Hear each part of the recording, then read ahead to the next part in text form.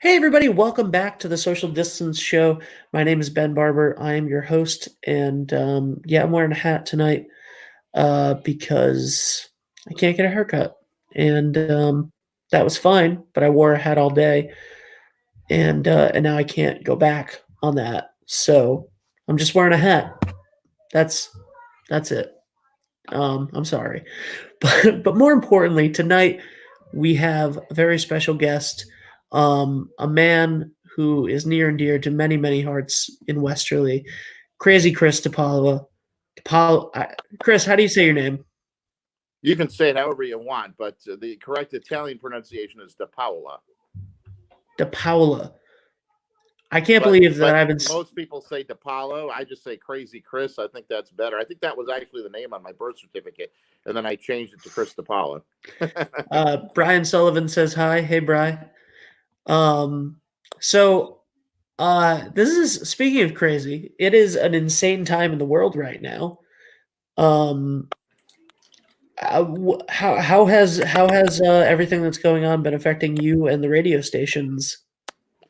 Well, there's so many things as a result of COVID-19. Of course, the biggest thing, the biggest question is what exactly is it? Of course, we listen to doctors all the time, but it's enough of a problem that it has caused the entire economy to shut down. So, I mean, first of all, people's health, that's the most important. That's first and foremost. But when it comes to any media outlet, especially when you're local and independent as we are, we depend on the local economy to keep the radio station going. People wonder, how does a radio station stay on the air? How does it pay its bills? And the way we do that is by selling advertising. So the biggest way that it affected the radio station, of course, would be the um, the slope in advertising revenue, which we just have to batten down the hatches and do the best we can. And I'm very thankful. I've got a great and caring team at the radio station where we continue to do what we do every day. And payroll is only part of it. There are many regulatory fees, and of course you've got several rents. A lot of people think, well, you can just put a radio station anywhere. It's not just like going on and I'm not downplaying it at all, but it's not like going on Facebook or the internet and you can just set something up at your home. You have to have an FCC licensed tower location. You have a separate studio location, and as you know, I've got multiple radio stations too. So there are many bills that need to be paid, and there's a lot that goes into radio that then a lot of people, a lot more than people probably know. There sure is, and you are one of the hardest, busiest working men in this area. You are constantly hitting the pavement, uh, going above and beyond for your sponsors and the people in the community, and going out there and getting the news. What is it like having to be? I mean, being part of the media, you have to leave your house, you have to go out, you have to go where the issues are. So what is that like going and still going out and being a part of it and sort of heading towards danger instead of away from it? Well, you have to be cautious. And I confess, when all of this was first talked about, I didn't take it as seriously as I'm taking it now. And I think I'm not the only one. And I don't ever want to use the words I laughed it off. But if you were to look at me maybe about a month ago, you go, what is today, April 1st? So you go back to March 1st, and I would go up and hug somebody and jokingly say, hey, you want a little Corona? You know what I mean? Like it wasn't what it is now. And then all of a sudden we got to the middle of March, and then we start looking at how serious this is, and globally. And then all of a sudden this thing is coming over here to our country.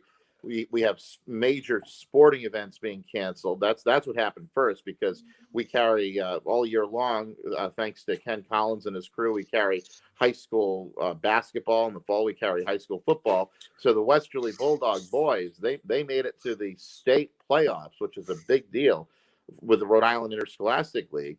And we were getting ready to broadcast those playoffs. Then all of a sudden we get a call from Jamie Vetolino, the athletic director of Westerly High School, saying, well, we can only have 250 people in the school. And we knew that those were the state regulations too. So we thought that was a big deal, 250, and they had to count every single person. And then if they won that game, which they did not, but if the Bulldogs won that game, that particular Thursday night around the middle of March, they would have gone on to I believe it was CCRI in Lincoln. I think that was the original location.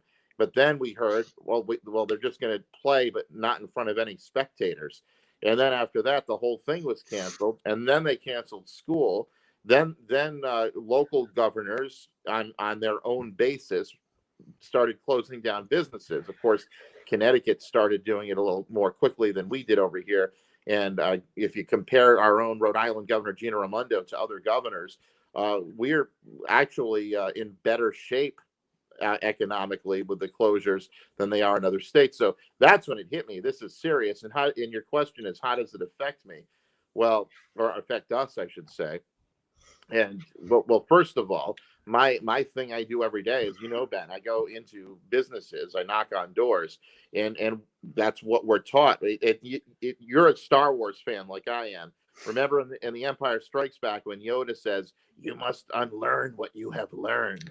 And that's what's going on. It's like we were taught to be outgoing, rub elbows with people, go to business after hours for the chambers of commerces, such as the Ocean Community Chamber of Commerce. Now we're being told to stay away from people, social distancing. I got to be honest, I'm still trying to get a grasp on the whole thing. It's weird. It is. It's definitely unusual, and you definitely have to unlearn a lot of what you have been taught, and everybody's daily, even if you go to work, and even if not much of your time has changed, a lot of it has, like if you're lucky enough to be in a situation where you still have a job that you have to go to every day, you're not lucky in the fact that you are going out there, and that is in and of itself scary. And then you are doing something that's essential, which is nice in theory, but the fact that how much of that is weighing on people that I've spoken to, and that I've just seen online and stuff, is just there's nobody that's in a good situation right now. Like not one person is like, this is a good situation, and it's really difficult for everybody. What are your business partners saying? That have you been in a communication with anybody who has had to shut down completely for now because of this? You're talking about local businesses that advertise with the station. Yeah, that you're. Yeah, I mean, I know that you're friends with oh yeah. tons and tons of business owners. Well, it all started in Rhode Island with the bars and restaurants. I mean, in Connecticut, all non-essential businesses had to shut down initially, but bars and restaurants over here, and we have a lot of great. I hate to just single out and just talk about one or two restaurants when we have so many wonderful places, but I'm gonna cherry pick the Brazen Hen, Leo Roche, who's the owner, and Alan Sheehan, who's the general manager over there. And it all happened on St. Patrick's Day week. That was the week we got the big, if you want to say, that's when the hammer fell. And it was sad. It was devastating to talk to business owners like Leo or like Kevin Kelly at Kelly's Deli, where St. Patrick's Day is a huge day with him and his wife Shannon, or Carolyn and Sean and the crew over there at CC O'Brien's. I mean, we're talking St. Patrick's Day. Right. And not just for the places of Irish heritage, like the three places I just mentioned, but just about any place. I mean, downtown has grown so much. Westerly as a whole, not just downtown, but let's specifically look at downtown, how far it's come over the years, where if you look back about 15 years ago, I don't want to use the word ghost town, but it was primarily retail shops, all wonderful retail shops. But at nighttime, it was pretty pretty silent. It was like a town from the past that just it wasn't up with the times. Then all of a sudden, revitalization came along. Between the Ocean Community Chamber of Commerce and the Downtown Business Association and all of the businesses uniting and all of the hot spots at night. And you have places staying open later, like Zoe and Company, Professional Bra Fitters, and and you had the Westerly Jewelries and Negrelli's Jewelries and Toscano's Men's Shops and Woodmancy's and Woody's have been staples, but they're all kind of embracing and absorbing like a sponge all of the wonderful nightlife in the area and all the activity during the day. It just became so thriving and hot. And then all of a sudden, St. Patrick's Day, all of a sudden we hear, I mean, it was bad enough that people were talking about coronavirus and to be careful. Then all of a sudden, everything gets shut down. It was like you're on top of the world. See, it's a little different when you're kind of at the, maybe at the bottom of a mountain, and then you fall back to the very bottom. You're like, oh, well, I didn't go up that far, so I can get back up to where I was. But literally, we were peaking. Downtown Westerly was peaking. We were thriving to the nth degree, and all of a sudden, bam! It's it was.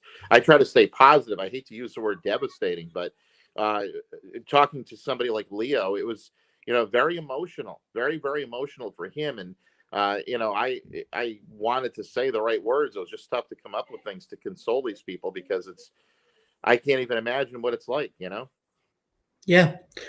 Absolutely. How are the politicians in town that I mean, you're also, when they've had press conferences and stuff, you're there, and what the people that you've talked to when you're going out and reporting the news, how are they feeling in general? But I think everybody, as I am trying to be, everybody is optimistic. Everybody has hope. Locally, there's a lot more hope than there is on a national level. When I watch some of the national politicians versus our local, town council in Westerly, you have folks like Suzanne Giorno and Caswell Cook and Brian McEwen and Karen Sioff. I'm going to name all of them. Bill Aiello. They're all such Sharon Ahern. They're all such wonderful people. Of course, Chris Duhamel, the president. When you hear them all together, you see them all together. They're just very, very positive, very optimistic, and they try to do the best they can, and with the situation and get everybody in a good mood as best as they can. And the other thing, getting back to the restaurants, if I may, for a moment, restaurants and bars. I want to say big kudos to Lisa Kanicki with the Ocean Community Chamber of Commerce, because she's a cheerleader for many of these businesses and the restaurants and bars are being allowed to do takeouts, coming up with names like Takeout Tuesday and, just some of the different things we say every day to get people to go there, because you can legally go to the restaurants and, get takeout as long as you practice social distancing. And then I try to look at the positive, like McQuaid's Marketplace, which is thriving right now, as long as people practice social distancing. And Ben, I have car dealers on the radio station, and I'm glad that from an essential standpoint, they're all allowed to keep their service departments open, and they can sell cars by appointment or online only, which I think that's a huge deal. And I think being positive, getting back to the politicians too, I think everybody locally is positive. I think that's great. Let's lighten the mood a little bit and talk about some of the fun stuff about your job. I have recently gotten a chance to talk to a lot of um, celebrities that I really enjoy a lot because I grew up listening to the oldies. I know that you guys do the Time Machine every Saturday, and you have talked to a lot of famous people that have come through town over the years. What are some of the fun parts of your job, as far as just the people that you've gotten to talk to and the things that you've gotten to do through radio? Well, you hit the nail right on the head. You mentioned the Time Machine, and we have so many wonderful shows on the station, from the local sports to the morning show and all that good stuff. But the Time Machine is really my baby, because I grew up listening to WNBC in New York, and a couple of the on-air personalities have become my friends. And Dale Parsons, the last program director of that station, became my friend, not only on the phone but on social media, on Facebook. And then and then I was able to meet some of these legendary people who are on WNBC. So now, as you know, in addition to WBLQ, I own 96.7 The Buzz. So Ray Dariano, who was the last midday disc jockey on WNBC between Imus and Alan Colmes, and also between Imus and Howard Stern and Joey Reynolds. He was Soupy Sales' sidekick, and then did his own show towards the end of NBC. Big Jay Sorensen did the overnight time machine on WNBC, which is basically where I got the idea from. That echo and all the jingles. That's exactly the way WNBC did it. If you go on YouTube and you look up WNBC Time Machine, Dan Taylor, there's another guy I model myself after. Look those up on YouTube. If you go to YouTube and type in Dan Taylor, WNBC Time Machine, there's a California video air check. You're going to watch that and you're going to say, that's where Chris gets it from. And I know you were just showing clips because you asked me about other celebrities. I have to attribute that meeting with, of course, with Tom Wopat. Caswell Cook gets all the credit for that because he had him at Fall Fest. It's just the footage I had to show. Yeah, that's great though. That's great, and I think Put it back up for a second. Caswell brings. Yeah, I think it's wonderful that Caswell brings these people to, Springfest and Fall Fest. God, I hope there is a Springfest this year.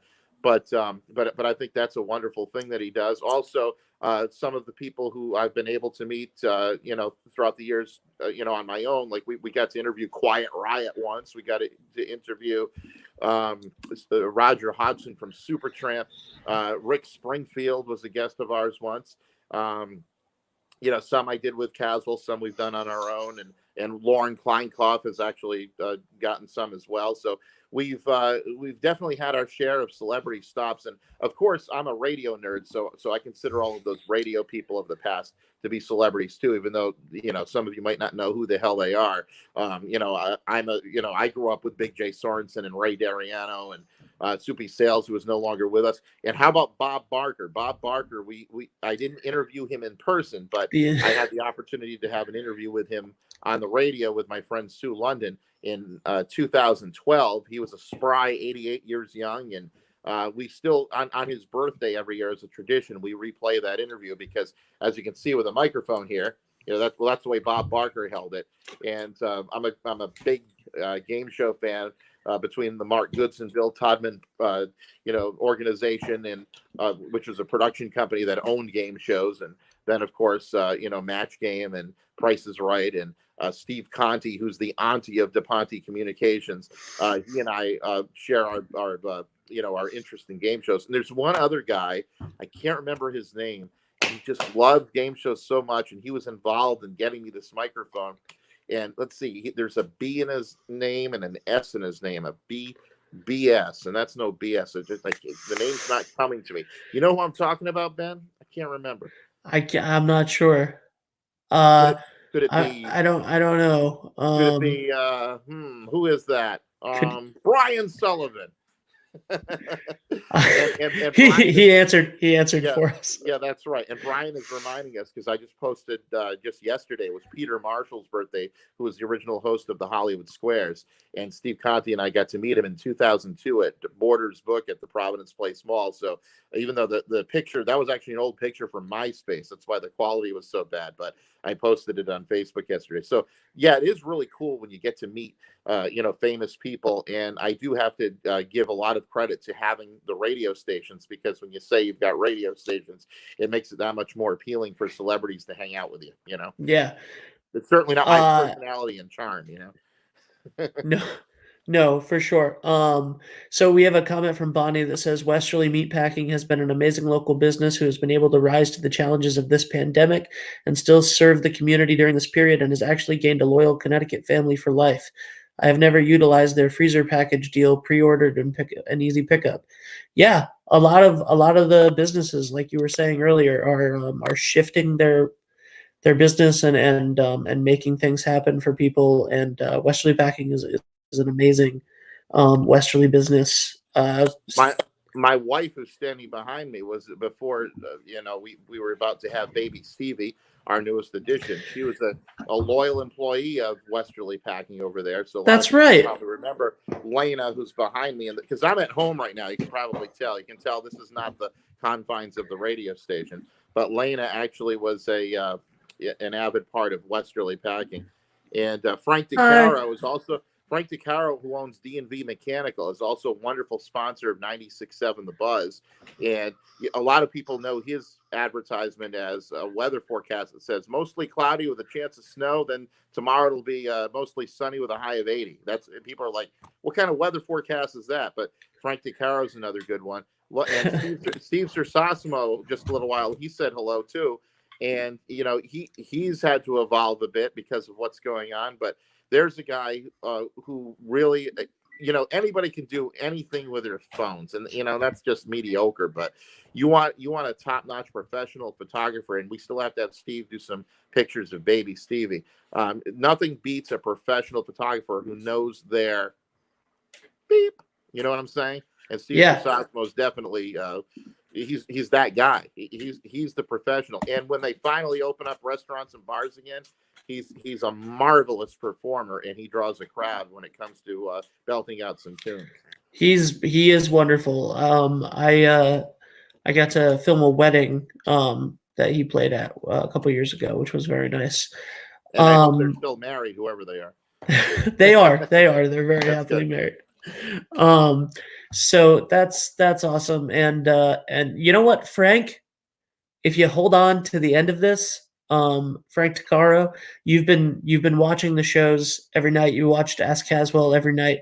I'm gonna throw on something at the end just for you, Frank DeCaro.